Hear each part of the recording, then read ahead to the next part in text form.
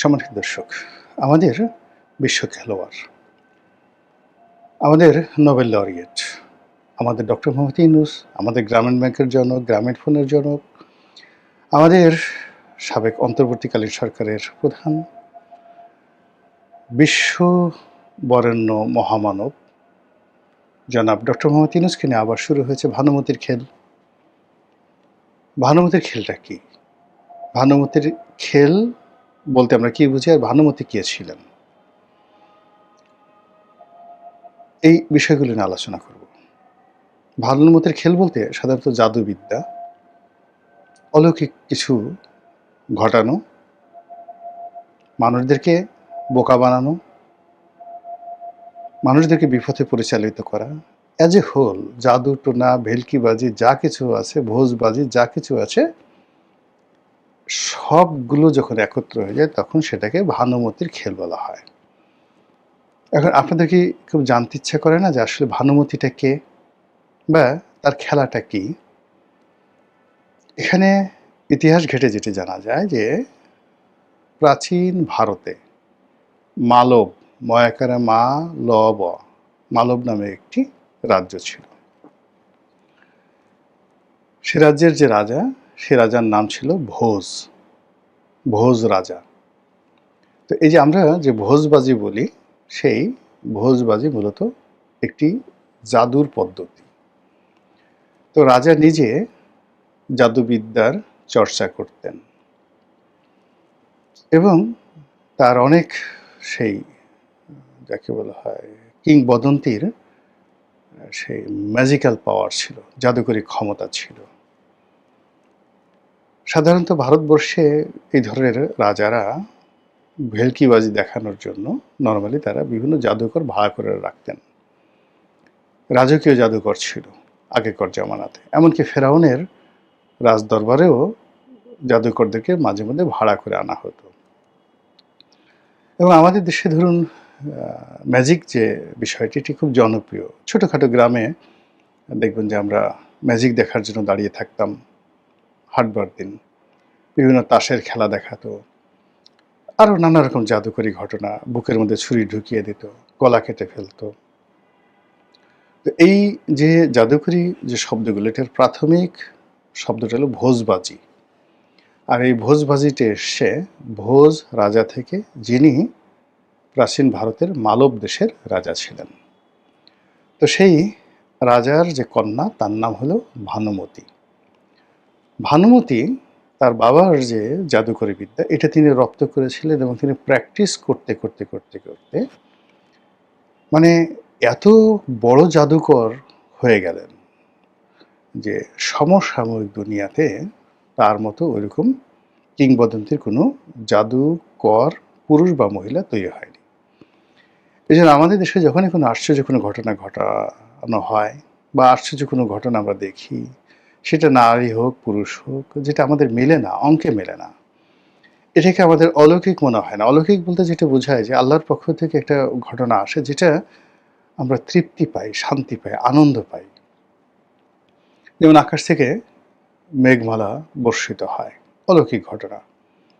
তারপর এক বছর খুব ভালো ফসল হয়, আমরা খুব আনন্দ পাই অলৌকিক ঘটনাতে। কিন্তু অলৌকিক ঘটনার পাশাপাশি আবার আল্লাহর পক্ষ থেকে গজব নাজিল হয়, যেমন বজ্রপাত হয়, ঝড় হয়, বন্যা হয়, যেগুলো মানুষের ক্ষয়ক্ষতি হয়, যেগুলো আপনাকে কখনো মনে হবে না ভেলকিবাজি, কিন্তু আল্লাহর পক্ষ থেকে আসছে না, আসমানের পক্ষ থেকে আসে না, কিন্তু ঘটনা ঘটে যাচ্ছে, কিন্তু আমরা হিসাবও মেলাতে পারছি না। এগুলোকে আমরা সাধারণত বলি ম্যাজিক বা জাদুকরী বিষয়, এবং এটা যখনই খুবই মারাত্মক আকার ধারণ করে আমরা সেটিকে বলি ভানুমতির খেল। আমাদের বাংলাদেশে বিখ্যাত জাদুকর জুয়েল আচা আছেন, আপনারা সবাই তাকে চিনেন। ভারতে পিসি সরকার সিনিয়র, আমরা ছোটোকালে তার জাদুর কথা শুনেছি, তার জাদুর যে বই সেটা আমরা কম বেশি সবাই পড়েছি। তার ছেলে পিসি সরকার জুনিয়র, তারও কিংবদন্তির জাদুর কাহিনী আমরা জানি। ইউরোপে অনেক বিখ্যাত বিখ্যাত জাদুকর আছে। এই মুহূর্তে সারা দুনিয়ার ১ নম্বর জাদুকর হলেন ডেভিড কপারফিল্ড। ডেভিড কপারফিল্ড আপনারা যারা দেখেছেন তারা বুঝতে পারবেন যে মানে জাদুকর কাকে বলে? ডেভিড কপারফিল্ডের জাদু না দেখলে আপনি বুঝতেই পারবেন না যে জাদু কাকে বলে। কিন্তু এই যে জুয়েল আইস, ডেভিড কপারফিল্ড কিংবা পিসি সরকার, তারা কেউই ভানুমতির মতো এরকম কিংবদন্তি হতে পারেনি, বা হাজার হাজার বছর ধরে ভানুমতি ছাড়া অন্য কোনো জাদুকর বা জাদুকরের নাম পৃথিবীতে অমরত্ব লাভ করতে পারেনি। তো এই যে ভানুমতির যে খেল, যে খেলটি আমরা ম্যাজিক হিসেবে ধরবো, বা এটা যেটা ট্রিক্স, মনুষ্য সৃষ্ট একটা ট্রিক্স, এটি আমরা বুঝতে পারছি না। বুঝতে না পারার কারণেই যখন আমাদের এই সমাজে কোনো ঘটনা ঘটে, সেটাকে আমরা ভানুমতির খেল বলি। যেমন ধরুন, ডক্টর মোহাম্মদ ইউনূস কীভাবে হঠাৎ করে প্রধান উপদেষ্টা হয়ে গেলেন, এটা ভানুমতির খেল ছিল। আমরা এখনো পর্যন্ত বিশ্বাসও করতে পারছি না, বলতেও পারছি না, ব্যাখ্যাও করতে পারছি না। তারা মানে নাহিদ সার্জিস, তারপরে হাসনাত আবদুল্লাহ, তারপর সেনাপ্রধান, মানে ক্যান্টনমেন্টে বৈঠকে বসে, বা কি এক বিশ্ববিদ্যালয়ের অধ্যাপক তার বাসায় বসে, কিংবা বিভিন্ন লোক পরামর্শ করে কীভাবে যে ডক্টর ইউনূসকে তারা মনোনয়ন দিলেন, কিভাবে তিনি এলেন, কিভাবে তিনি ক্ষমতায় বসলেন, মানে এটা আমাদের কাছে মনে হচ্ছে এ যুগের একটা ভানুমতির খেল। আমরা এটা বুঝতে পারছি না। এরপর আবার কি করে সেই সরকার শপথ নিল, কি করে সেই উপদেষ্টা মণ্ডলীরা সেখানে অন্তর্ভুক্ত হলেন, কার কি যোগ্যতা বলে সেখানে উপদেষ্টা হলেন, তারপর আবার ডক্টর মোহাম্মদ ইউনূসের উপদেষ্টা হলেন, ব্যক্তিগত সহকারী হলেন। এই জিনিসগুলো আমাদের কাছে একটা ভানুমতির খেলের মতো মনে হলো। তো খেলতে খেলতে উনি এতটা পরিপক্কতা অর্জন করে ফেলেছিলেন যে দেশ রসাতলে যাচ্ছিল, আইনশৃঙ্খলা রসাতলে যাচ্ছিল, একটার পর একটা বিপর্যয় ঘটে যাচ্ছিল।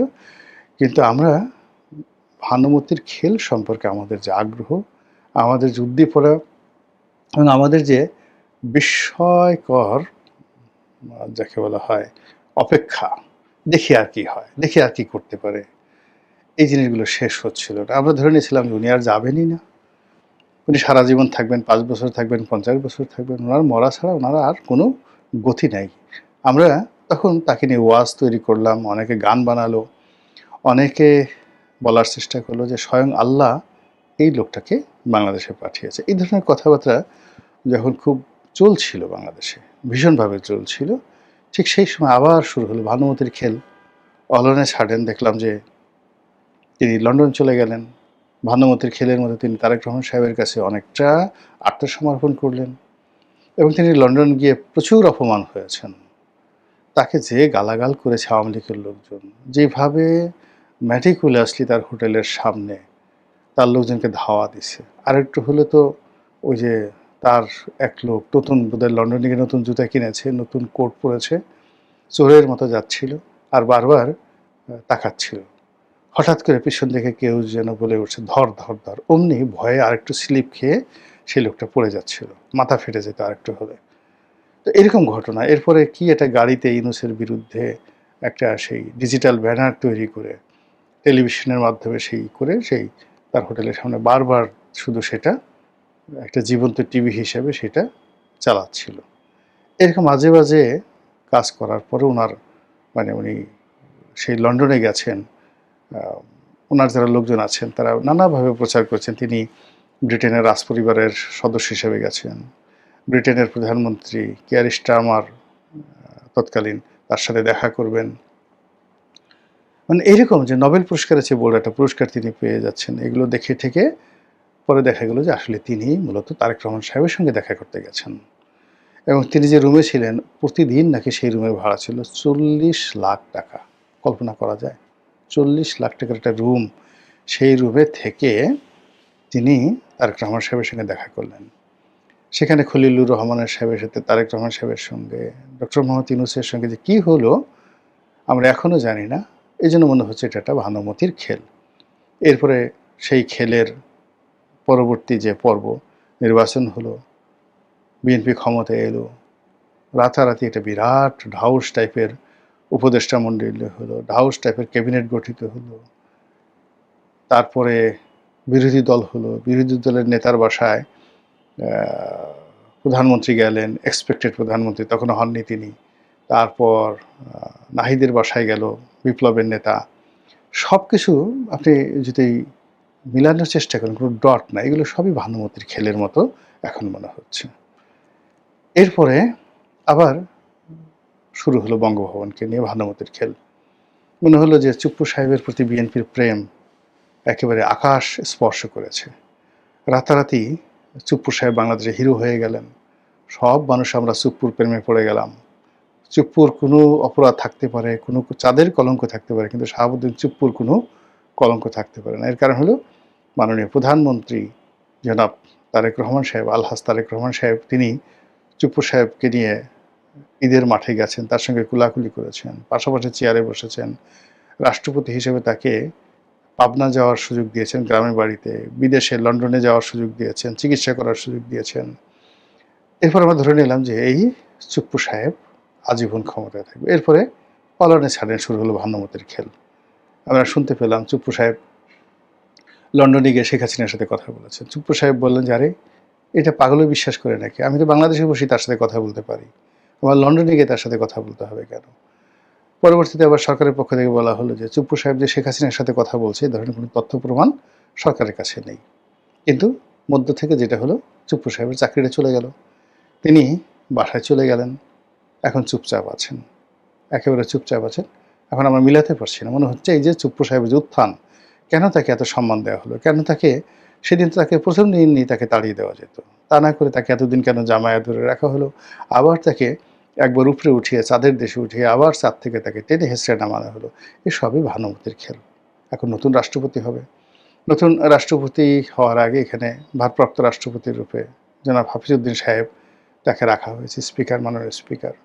এখন তাকে নিয়োগ দেওয়া হবে না গয়েশ্বর বাবুকে নিয়োগ দেওয়া হবে, নাকি মির্জা ফখরুল ইসলাম আলমগীর, ডক্টর মঈন খান, নজরুল ইসলাম খান, এরকম বিএনপির সিনিয়র যারা নেতৃবৃন্দ সহ তারেক রহমান সাহেবের যে স্ত্রী জুবাইদুর রহমান, এগুলো নিয়ে আলাপ আলোচনা চলছে।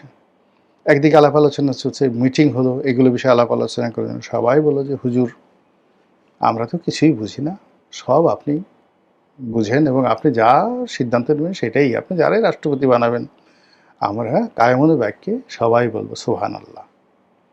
এই রাষ্ট্রপতি নির্বাচনের ক্ষমতা প্রধানমন্ত্রীকে দিয়ে দেওয়া হলো। যা অতীতে শেখ হাসিনার ক্ষেত্রে করা হয়েছে, যা অতীতে বেগম জিয়ার ক্ষেত্রে করা হয়েছে, তার জিয়াও তার সেই একই ঘটনা। এখানে অবশ্য ভানুমতির খেল হয়নি, এখানে সব কিছু হচ্ছে। সমস্যা হয়ে গেছে যে এরই মধ্যে আবার ডক্টর ইউনূসকে নিয়ে কথা হচ্ছে। আবার সেই শেখ হাসিনার জামানাতে যেভাবে আমরা ডক্টর মোহাম্মদ ইউনূসকে নিয়ে একটা ন্যারেটিভ তৈরি করতাম, উনি খুব ভালো মানুষ, তার বিশাল আন্তর্জাতিক কানেকশন আছে, তার কথায় ইউরোপ আমেরিকা ঘুরে এবং সে যদি রাষ্ট্রীয় ক্ষমতা আসে বস্তা ভরে ভরে টাকা বাংলাদেশে আসবে, এবং তিনি নিজেও ক্ষমতায় এসে প্রথম ওই ধরনের কথাবার্তা বলেছেন যে এখন আমরা কোনো দেশে যাব না, সবাই আমাদের কাছে আসবে, আমরা চাকরি চাইবো না, চাকরি আমরা দেবো, আমরা ব্যবসার সৃষ্টি করব, এবং মানে 3-0 থিওরি তিনি বাংলাদেশে অক্ষরে অক্ষরে পালন করে ছাড়বেন। কিন্তু পরবর্তী দেখা গেল যে 3টে ঘোড়ার ডিম তিনি প্রসব করেছেন।